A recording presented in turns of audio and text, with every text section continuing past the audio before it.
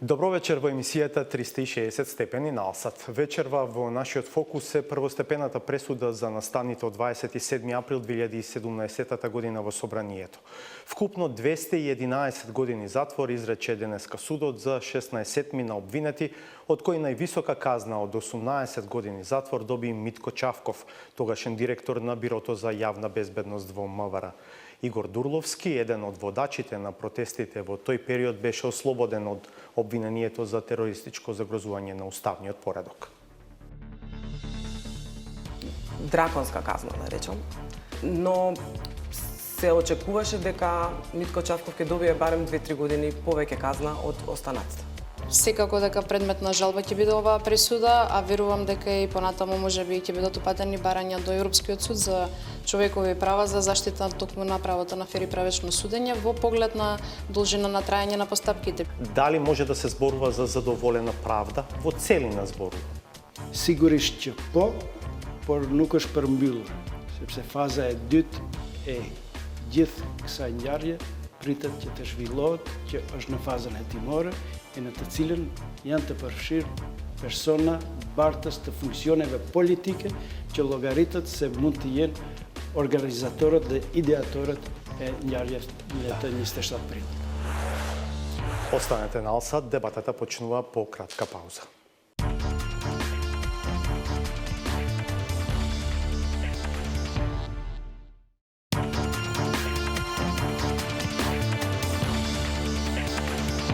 Гледате 360 степени. Пресудата што денеска ја изрече кривичниот суд во Скопје за настаните од 27 април 2017 година во Собранието е наша тема за вечерва. Во студиото ги имам Натали Петровска од коалицијата Сите за правично судење. Вие го мониториравте судскиот процес од самиот почеток до денешното изрекување на пресудата. Добро вечер. Благодарам што сте со нас. Благодарам на поканата. Насер Зибери, правник, правнашен министер и пратеник. Добро вечер, благодарам што сте дел од оваа емисија. Мимрама. И Сузана Јошевска-Анастасовска, адвокат, инаку некако и лично, прилично заинтересирана за овој случај, иако не бевте бранител на никој од обвинетите. Интересно е дека бевте во ова студио дента кога доби јавност обвинителниот акт за 27 април, тоа е некаде март 2018 година. Заедно го анализиравме тоа што тогаш се појави како наративен дел од обвинителниот акт, а можеби малку познато за јавноста е дека и на друг начин сте поврзани со овој случај, а тоа е вашата иницијатива за оценување на уставноста на една одредба од Законот за амнестија, со која што беа ослободени 15-тина обвинети од овој случај. На што се однесува вашата иницијатива? Може да ни кажете на почеток? Се однесува само на чинот кој што уредува обврска на обвинетите да поднесат барање за амнестија, што сметам дека е противуставно заради тоа што законот таков како што е, како што го анализиравме, политички чин или акт на политичка волја на собранието, односно акт на милост на државата, не може да ги ограничи или да ги условува обвинетите самите да побараат амнестија, туку тоа треба да го предвиди тој во законот и согласно примената на законот на тој начин да бидат ослободени. А овдека беше ставено како не само како предуслов, туку како акт кој може да воопшто допринесе на кој што следи амнестијата, без кој не се може, значи услов без кој не се може. И сметав дека тоа ја нарушува и презумпцијата на невиност и сите таму наводи во иницијативата. Кога ја поднесовте иницијативата? Иницијативата ја поднесов на 3 јануари во 2019. Законот го изгласа на 20 декември. Добро, се уште не е стигната на дневен ред. Не, имам само информација дека е комуницирана владата и дека владата не се признала. Има владата можност да даде позитивно или негативно мислење по однос на иницијативата, одлучила да не се признесе. Добро. Реков, бевте во ова студио во моментот на објавување на обвинителниот акт. Денеска, кога ја слушнавте пресудата, со каков впечаток заминавте од судницата, бидејќи бевте и на објавувањето на пресудата присутни внатре? Дали може да се зборува за задоволена правда во овој случај? Малце треба поопширна анализа за тоа дали не може така со една реченица се каже дали може да се зборува за задоволена правда. но само ќе го кажам првичниот впечаток од професионален карактер, мојот професионален впечаток, не личен како човек, него како адвокат и како некој кој го анализираше обвинението овде во студија, некако сметам дека со ова се потврди се до сега што зборував, односно судот се согласи со мене со ваквото донесување на пресуда, бидејќи јас постојано зборував дека за конкретно сега остана Дурловски не постојат нити докази, ниту пак обвинителството доброто го имаше сработено уште во обвинителниот акт, а обвинителниот акт без ни една промена на буква ни запирка остана ист до крајот на Не зборувате за сите обвинети, зборувате конкретно за така наречените водачи на протестите. Да. Вие конкретно тогаш се осврнавте на Игор Дурловски. Тогаш се осврнав тогаш и на сите, најмногу на него, заради тоа што на вистина за него на вистина ништо немаше. Но сепак како правник ја анализирам и целокупната постапка и целокупното обвинение и имам свој Што би била вашата прва реакција за 18-те години затвор за тогашниот директор на Бирото за јавна безбедност во МВР Митко Чавков? Да подсетиме, обвинителниот акт и пресудата се темелат на членот 313 од Кривичниот законник, терористичко загрозување на уставниот поредок и безбедноста, во кој што казната затвор предвидена за ова дело е најмалку 10 години. Првичниот впечаток од целокупното искуство кое го имам и кое вака е и во комуникација со други колеги е дека тоа е поприлично висока казна. Минималната казна е 10, но согласно законот може да се изрече казна до 20 или до животен затвор и тоа некако се приближува до највисоката казна. Според мене тоа е драконска казна, да речам.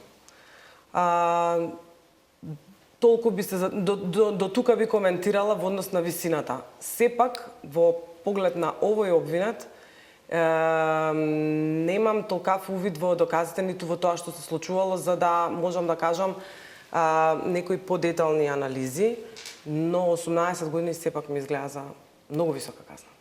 Добро. Дали сепак може да се прави разлика меѓу неговата одговорност и одговорноста на другите кои што беа денеска осудени? Да, апсолутно може да се прави заради тоа што позицијата во која биле на тој ден и начинот на кој што учествувале во организацијата на насилствата е различна, според тоа и степенот на одговорноста е различен. Дали тоа се е подкрепено со одветни докази ќе видиме, но се очекуваше дека Митко Чавков ќе добие барем 2-3 години повеќе казна од останатите. Добро, господин Зибери, и за вас појдовното прашање.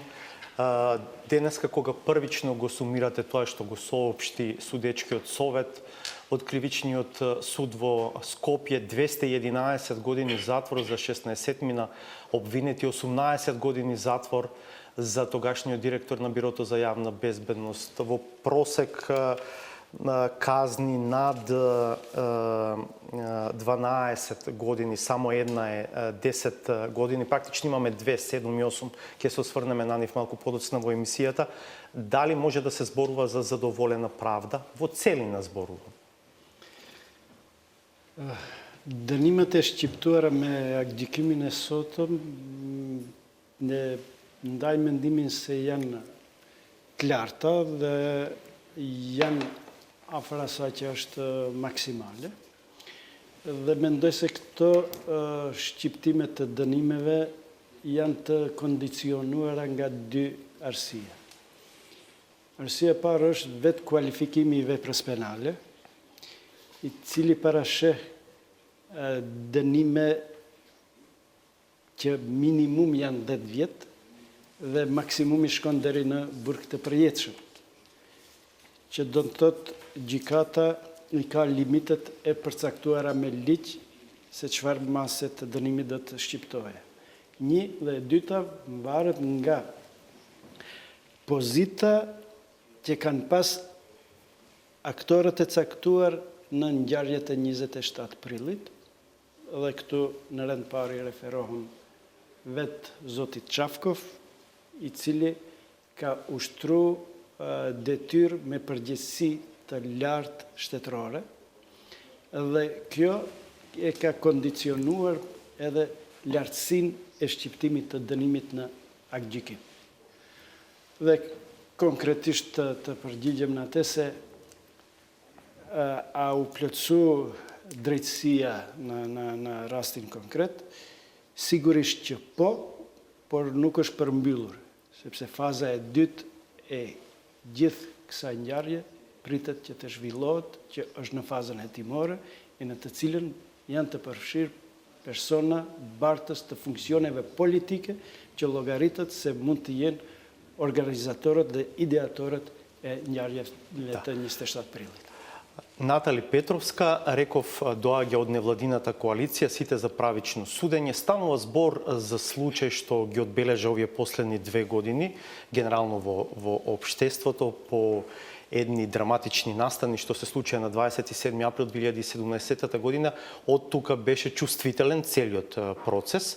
ОПСЕ и вие како невладина организација го следевте од самиот почеток до крајот со еден прекин некаде во средината кога судијата ве исклучи како јавност од процесот.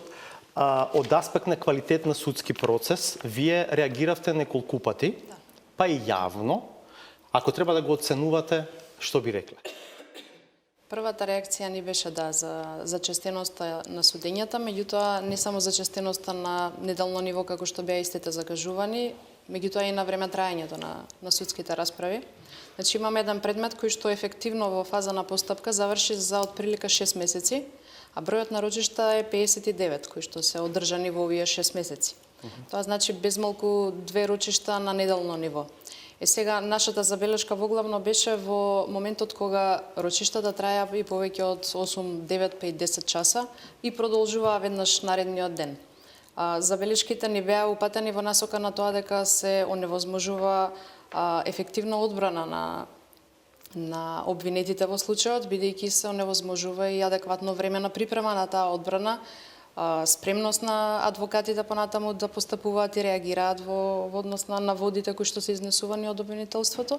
Меѓутоа и време траењето на процесот сам по себе беше крајно заморувачки за сите чинители во постапката, не само за адвокатите и обвинетите, меѓутоа и обвинителот и судијата и судскиот совет односно во постапката, кој што треба будно и со цела концентрација да следи на таков предмет, како би можел со овој интензитет за 6 месеци истиот да го заврши. Дали мислите дека тоа има влијание на пресудата што денеска беше изречена?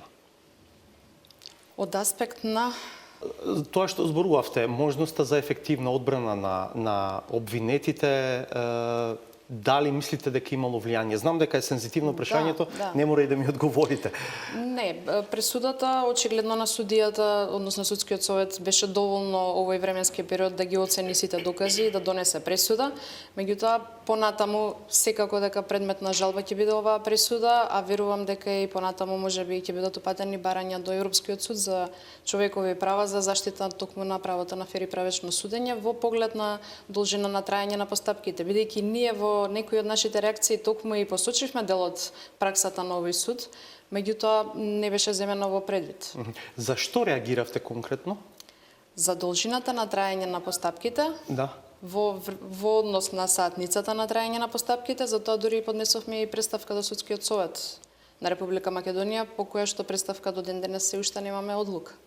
Сега, овој случај не може да се гледа изолирано од веќе споменатиот закон за амнестија. Рековме Јошевска, Анастасовска, вие дури пред Уставниот суд спорите една одредба од тој закон. Дали е тоа сепак една сериозна дамка, кога на почетокот, предпоставам, рековте не едноставно во една реченица да се даде оценка за тоа дали е задоволена правдата, меѓу другото мислевте и на ова? Или не? Па, меѓу другото, мислев и на тоа заради тоа што најдобро е, кога ќе може во една контрадикторна постапка да се утврди кој што направил и потоа да се произнесе првостепен суд, второстепен суд, а некогаш и Врховниот суд, дали тоа така е навистина. И во тој случај можеме да кажеме како општество дека имаме органи со устав загарантирани кои се произнеле по случувањата за сите чинители. Но како што не може амнестијата да се гледа изолирано од целиот случај, не може да се гледа ни работата на обвинителството во пораната фаза, до обвинителниот акт, изолирано од целокупниот случај, бидејќи тоа е тоа што го придвижува тркалото. По мене, уште во старт, обвинителството сгреши со обвинителниот акт, односно ги стави сите на купи сите по член 313, освен овие двајца што беа за помагање. Наместо да ги подели по различни действија и различни улоги што ги имале во таа организација, со што ќе беа задоволени повеќе работи.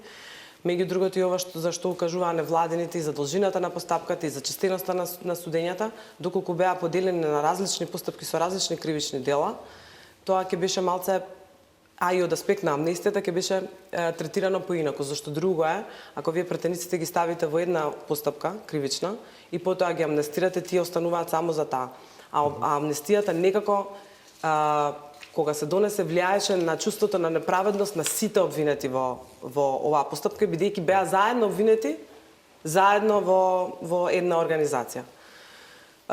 Истото ностоп го тврдев за сите чинители и остана и во овој куп, во овие колку останаат 17? 17 во до овие крај. 17 до крај останаа лица кои по мене не треба да бидат таму и кои по мене не треба да одговараат за ова кривично дело. Ќе го издвојам Владимир Трајковски, кој што е лице кое никој од останатите обвинети речиси не го познава, на кој што сите му се подсмеваат и смеат додека трае судењето, затоа што делува кловновски, да речам, затоа што ностоп се зафркава со другите, затоа што добацува, ви денеска на изрекувањето извикна Аирлија или така нешто. Значи тоа е лице кое некако несрекно вклучено во овие и сега само заради тоа што оно опфатено со ова кривично дело добива казна од 15 години за действија на насилство, кои што самата судика ги објаснува дека со ПП апарат прскал и дека удирал по пратениците. Тоа е различно како действие од терористичко загрозување на уставниот поредок. Не беше тргнат, не беа тргнати до амнестијата ни останатите. И мислам дека во раната фаза се направи грешката и после некако криво насадено, многу работи се погрешија. Сакам да кажам само, бидејќи ние го критикуваме судот секој пат кога има простор за критика, но сакам да кажам и не само добри, него да речем работи кои не може да бидат префрлени на судот, а тоа е кога работиш по обвинителен акт таков каков што ти е даден. На судијата сепак овој обвинителен акт беше на овој начин даден за она да се справува со зачестеноста на судењата и така. Ова што сакам да ве прашам, дали ова што го зборувате значи дека практично обвинителниот акт на некој начин ни го спаси Игор Дурловски, денес да не биде осуден затоа што беше гонет за терористичко загрозување на уставниот поредок? Може би го спаси од друго кривично дело, за кое што сепак имаме снимки да видиме. Значи, тој навистина бил учесник во таа толпа. Лошата работа на обвинителството произлезе во тоа да тој навистина нема докази за сторување на ова кривично дело и со тоа е ослободен. Да.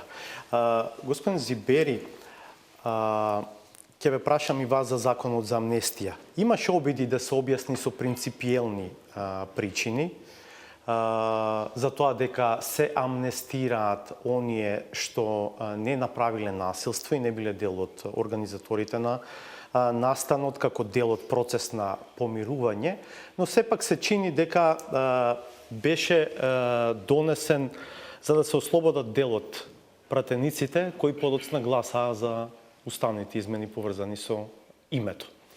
Дали ова дамка што ќе продолжи да го следи целиот овој процес? Од аспект на тоа кога оценуваме дали има правда? Men doјče po.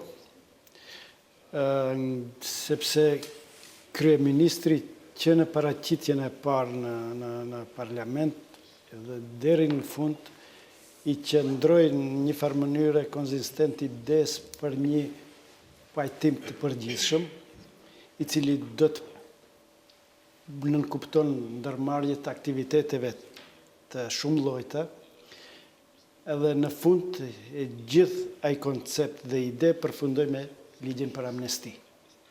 Edhe në qoftë se ketë parasysh se produkti i ligjit për amnesti ishte лириминга përgjithësia e disa deputetëve, të cilët pastaj u futën në grupin e deputetëve që mbështetën ndryshimet kushtetuese dhe ratifikimin e ligjit për marrëveshjen me Greqinë, jep hapësirë për të dyshuar se ligji për amnesti ka qenë instant, ka qenë për një qëllim të caktuar dhe hudh para ngjyrë në të gjithë këtë proces që padyshim që le për të dëshiruar dhe mund të vetë në konotacion edhe me gjykimet e Уште повеќе, господин Зибери, ако си има предвид дека под овој чин, по донесувањето на актот за амнестија, иако беа најавувани, ние сега не сведочиме на други мерки поврзани со помирување. Absolutisht, do të thotë nuk u ndërmorën aktivitete tjera të cilët duhet ta pasonin idenë.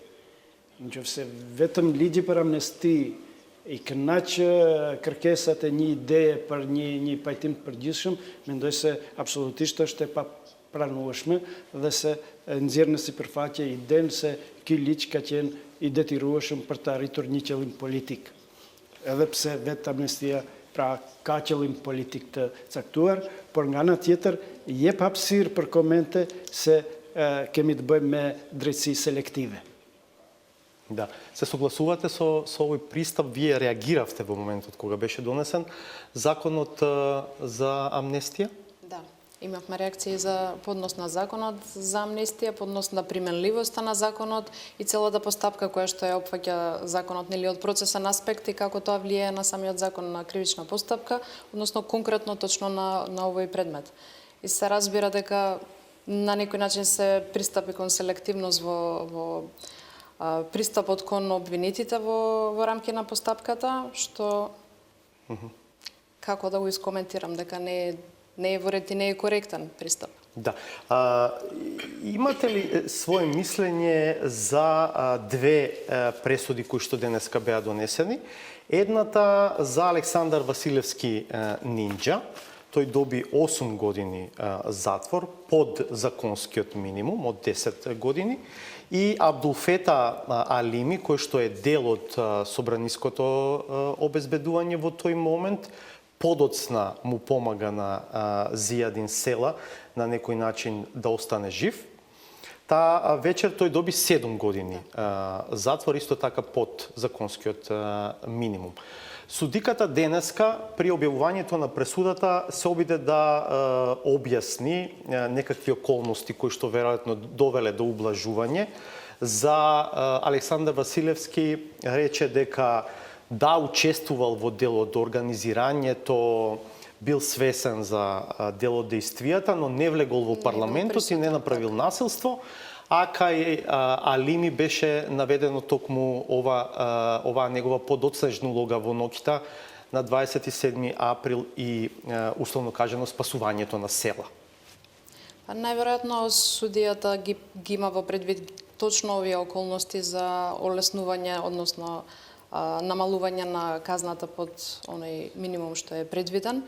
Во спротивно, не би, додека нели ја немаме физички пресудата и незиното образложение, не би можеле да коментираме во која насока е токму ово облажување, имајќи во предвид дека минимум казната беше предвидена минимум 10 години до доживотна, а при тоа не беше преквалификувано делото за овие двајца. Дали ова се околности што можат реално да доведат до вакво облажување на казната? Или сепак ќе сакате да ја видите пресудата? Најдобро е да се види точно образложението на пресудата пред да пробаме да го коментираме нели начинот на наказнувањето и висината на казната. Да, добро, може би вашата позиција и по-специфична.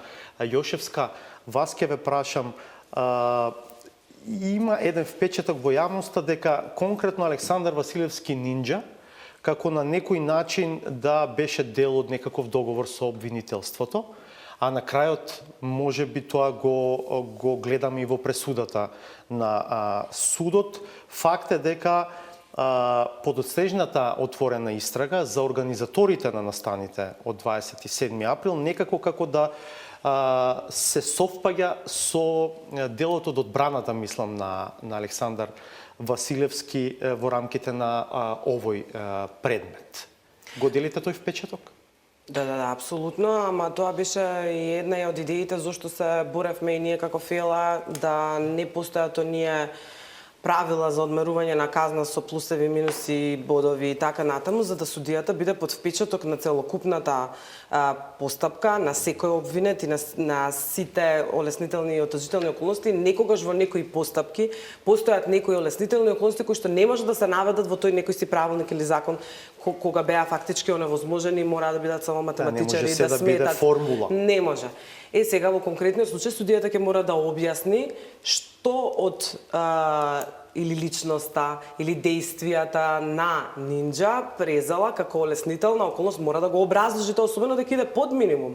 Да беше во рамките на казната немаше да биде толку проблематично. Поформално може тоа, но кога ќе се оди со под минимум мора да се образложи зошто судијата смета дека има некои действија преземени на обвинетиот кои што некогаш е тоа заради облажување на штета или заради фаќање на други сторители на кривични дела и така натаму, зашто тој треба да се казни поблаго. И мислам дека штом тргнала по тој пат, или советот, еве да речам, тргнале по тој пат, имаат веќе определено образложение зашто тоа така би го како би го образложиле таа казна од 8 години. Истото важи за Абдулфета Алими? Истото, да. Истото би важело и за него, бидејќи оние стандардни олеснителни и отежителни околности нема да може тука да бидат применливи. Ќе мора нешто екстра да се даде како образложение. Зошто? Предпоставувам, за мене е сосема легитимно судот да даде образложение дека во првиот случај кај нинџа дека помогнал да се фатат други прекршители или други сторители на кривични дела со својот исказ, пак излезе со некој исказ од обвинителство и така натаму. Сосема е легитимно. Тоа бидејќи на вистина произлегува, јас не ги знам таму деталите, но произлегува дека доколку тој не се отворил на тој начин, дека немало да доведе до другава истрага. Иако, сепак, морам да кажам дека е апсолутно дискутабилен неговиот кредибилитет. Пошто од неговиот исказ произлегува детали за другите. Значи, дискутабилно е во својство на обвинет се што ќе кажете да ви биде земено здраво за готово. Препоставувам дека некои работи се проверливи, а некои дополнително се проверуваат, пошто таму е во фаза на истрага.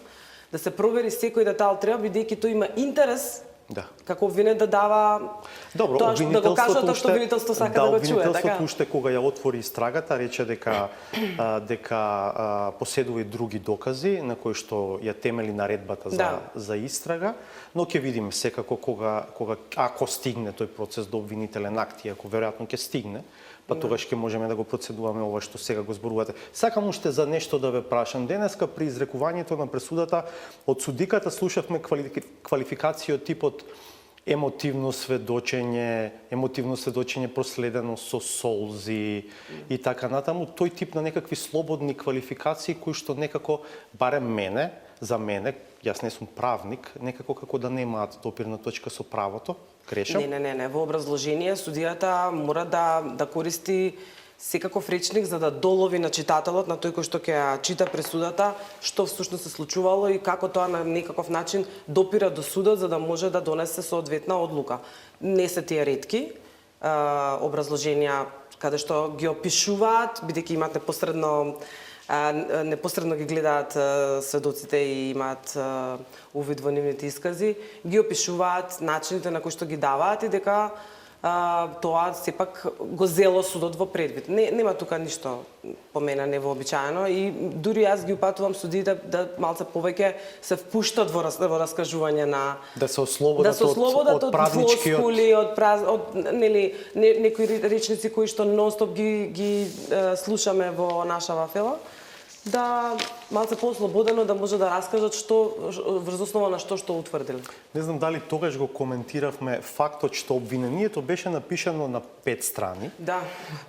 Тоа е истата. Да, тоа е истата критика. Тоа не можам јас никако да го разберам и јас сум зборувала со повеќе обвинители зошто кога ќе почне обвинителниот акт со затоа што на ден тој и тој почнува и завршува без точка и без запирка, односно има запирки и нема точки. тие викаат тоа така од секогаш се правело. Наводно некаква пракса било Да, тоа. па, значи има една изрека која што вика дека најлошо нешто во јазикот е таа реченица, тоа така од секогаш се прави. Некогаш е редно и да се измени, бидејќи се менуваат работите. Мора да се измени, А бидејќи тоа особено, нема логика, гледате, тоа се не е во правело духот кога, на јазикот, да. А не само тоа, него тоа можеби се правело кога немале вакви комплицирани предмети. Во комплициран предмет, комплицирано ќе се изразиш, така. И Да. мислам дека тоа треба да се смени како пракса. Исто сакам само во овој дел една реченица само ќе посетам. Да кажам дека за разлика од во други земји, сите знаеме дека оваа присуда не е правосилна. Така што и ослободителната присуда на Дурловски не е правосилна, иако тоа, да речеме, во Америка не е така. Таму обвинителот на ослободителна присуда нема право на жалби, затоа ги гледам и на телевизија кога се радуваат кога добиваат ослободителна. Кај нас, за жал, обвинителот има право на жалба на ова, па ќе видиме како ќе се однесува. Да.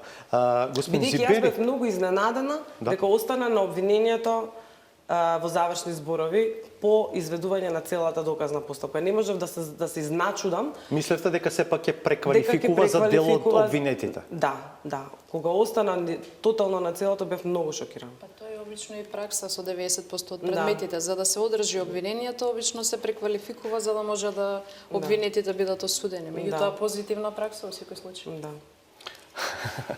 Добро. Господин Зибери, од сам почеток на обвинителниот акт му се забележуваше тоа што иницијацијата на се беше поврзана за телефонски разговор од телефонскиот број на припадник на обезбедувањето на тогашниот премиер Груевски, кој што заедно со него во тој момент е во Виена, со Александар Василевски Нинџа, и некако постојано висеше тој дел од обвинителниот акт. Во овие јавни дебати експерти, познавачи на правото се прашува зошто е тоа така оставено да виси. Во меѓувреме обвинителството отвори нов предмет за организаторите, нарачателите на сето ова што се случувало на 27 април.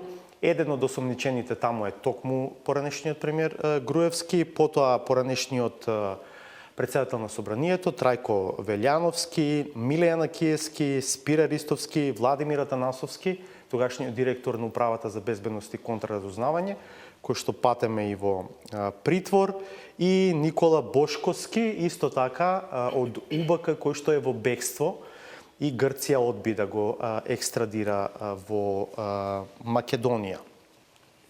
Дали овој предмет може на некој начин да ја покрие оваа дупка создадена со законот за амнестија? Nuk jam I sigurt që mund të ashtu, por këtë elaborim që e bët, po mos t'isht mbrojtja e ninjas, I cili në fakt duke u mbrojtur dha dëshmi se ky proces do të ketë edhe një fazë tjetër, dhe se organizuesit dhe motivuesit e këtyre ngjarjeve nuk janë të përfshirë me akt akuzën e parë, do të mbetej ajo që thatë ju në ajër një farë mënyre se si mundet që të dënohen ekzekutuesit dhe pjesëmarrësit e drejt për drejt dhe jo ata që qëndruan pas kësaj, ata që dhanë urdhrat, ata që e kishin planifikuar dhe organizuar këtë proces. Тој практично сето тоа го лоцираше во седиштето на ВМРО ДПМН. Jo, ai dha 3 elemente shumë të rëndësishme në mbrojtjet vetë. Zbuloj faktin të cilin ndoshta e kemi ditë të gjithë, por s'kemi pas dëshmi se personat që organizuan këto ngjarje, që ishin pjesëmarrës direkt në ngjarjet e 27 prillit, kanë qenë në link të drejt për drejt me drejtorinë për kundërzbulim. Një. E dyta, vunë dukje në pa se shumë urdhra kanë ardhur nga selia e ВМРО DPMN-s. Dhe e treta, se në këto ngjarje janë të përfshirë edhe personat kyç politik duke filluar nga ish kryeministri. Këta janë 3 fakte shumë të rëndësishme të cilat dolën на сипарфаќе на џикат, на процеси на мбројтјес да нингџа. Dhe t'i kthejmë edhe pyetjes paraprake.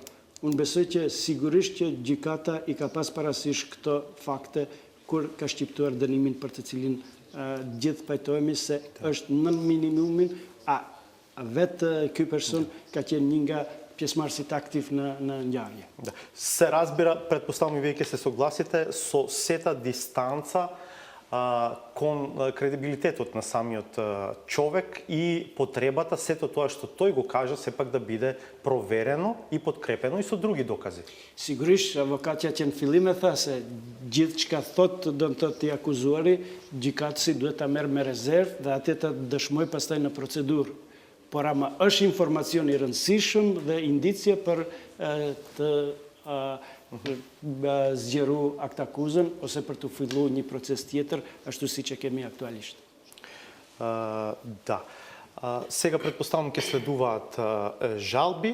Ќе видиме дали обвинителството ќе го обжали единствената ослободителна пресуда до апелација. Вие дали од ова што го следевте ќе излезете со некаков сумиран извештај? Да, тоа ни е поентата, бидејќи ова е еден од најмаркантните предмети во последниве години покрај предметот за диво населје од вулкав карактер, да речем, и сериозност. Планираме токму тоа да направиме извештај во формат на кейс стади на целиот предмет од почетокот до неговата пресуда. Го споменавме моментот кога судиката решава да не ви дозволи да присуствувате на ручиштата. Зошто беше тоа? Конкретно на тоа ручиште беше сослушуван загрозен сведок. Беше исклучена општата јавност, меѓутоа стручната јавност беше дозволено да остане.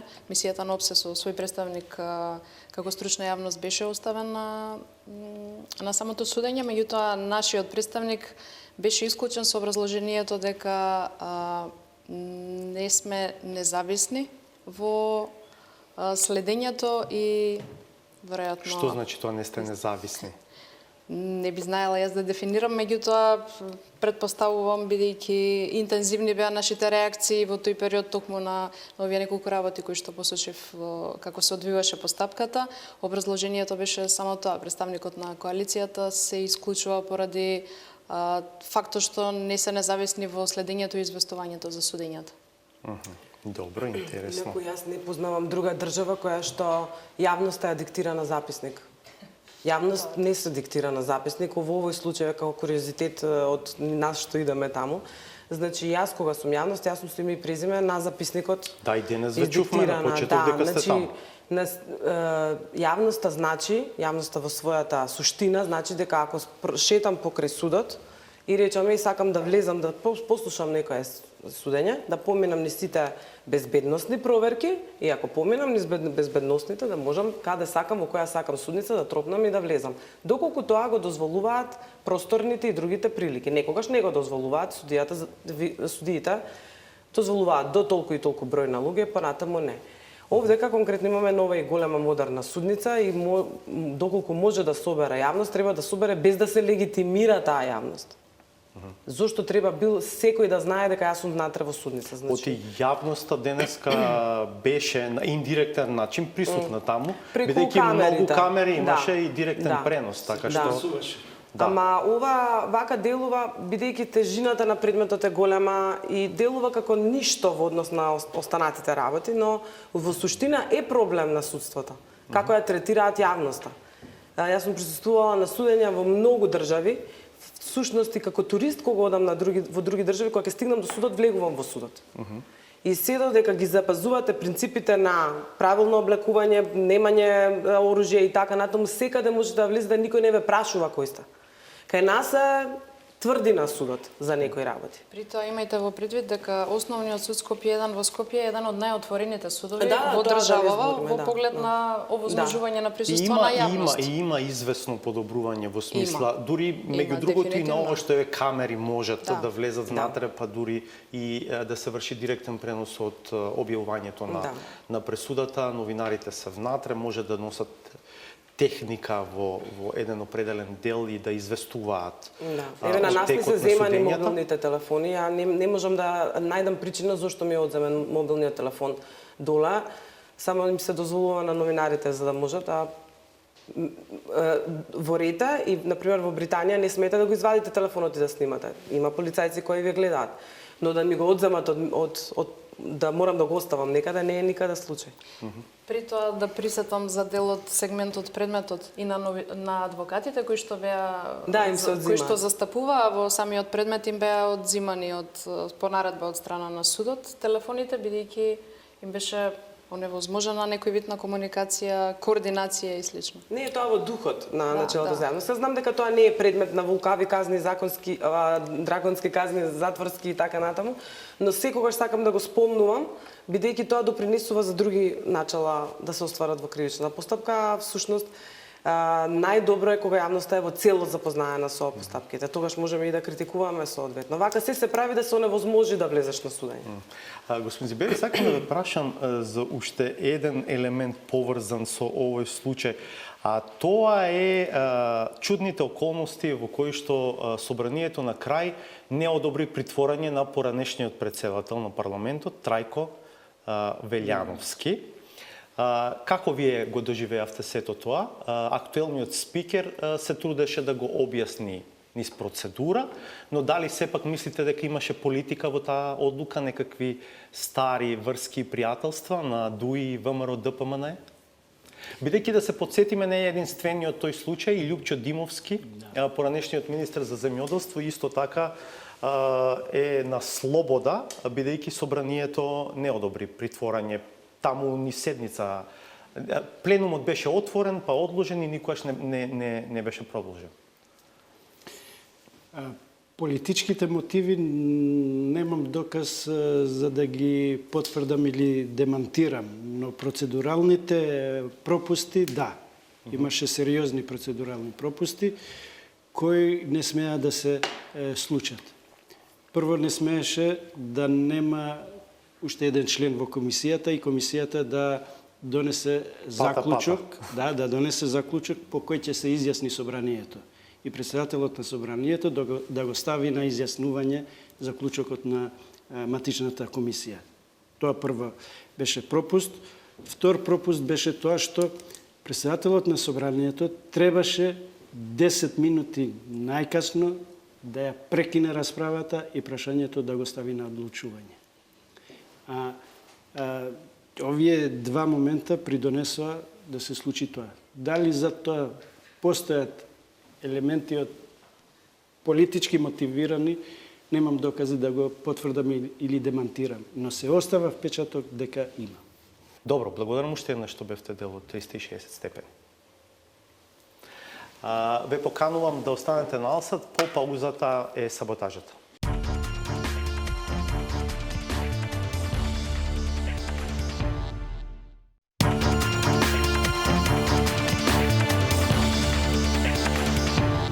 Да го одгледаме новото издание на Саботажата. Автор е Сречко Поповски.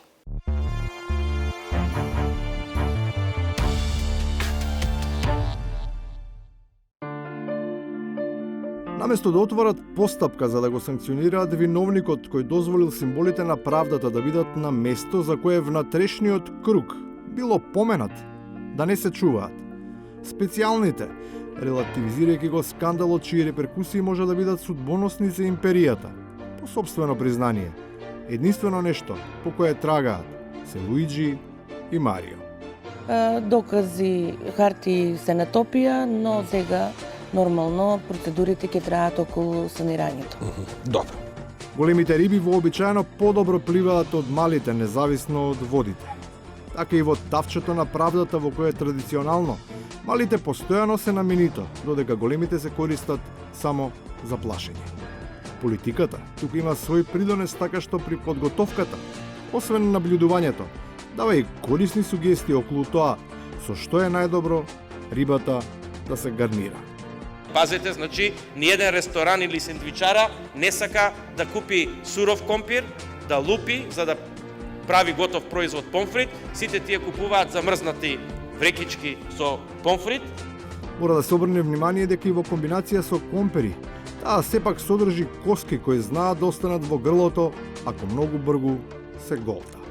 Затоа не се виновни готвачите, туку келнерите кои немарно се однесуваат кон декларацијата, па при испораката неретко се случува продуктот што ќе го принесат да има непотребни трагични контраиндикации и непријатно влијание врз традицијата на консументите. Холокаустот не е само еврејска традиција, ниту само една темна страница од Втората светска војна. За оваа ненамерна грешка која не се должи на дислексија, с краја да е на страф, туку на отсуство при присуството и покрај непотребниот обид да биде засолнета, разбирливо следуваше извинување. За жал, тоа не е така и со другите очигледни превиди, кои остануваат да лепдат во празниот простор, без обид за дискусија или појаснување. И нирнбергските закони биле закони. Нирнбергски закони нема, има нирнбергски процес. Токму практикувањето на тие злокобни нирнбергшки закони доведе до историски длабоко врежаниот Холокауст, за кој во Нирнберг меѓународен трибунал водеше судски процес против организаторите и водачите на хитлеровите ескадрони на смрт. Секоја паралела со актуелните актери и судења е или израз на незнаење или на превид, но во отсуство на барање прошка, таа раѓа сомнеш со намера за несоодветно редефинирање на сегашноста на сметка на минатото, особено ако справедливоста при казнувањето и тогаш и сега се третира само како намерна одмазда, а не и како слепа правда. И ќе биде практично нирнбергшки процес за прв пат запаметен во поновата историја во Република Македонија, се разбира, тоа е осветољубие и ништо друго. И конечно, сиот чуден и неразбирлив говор се должи на вештината, чие отсуство во сите сфери е се позабележливо. Не можете да зборуваме за медиумска писменост кога имаме општа неписменост.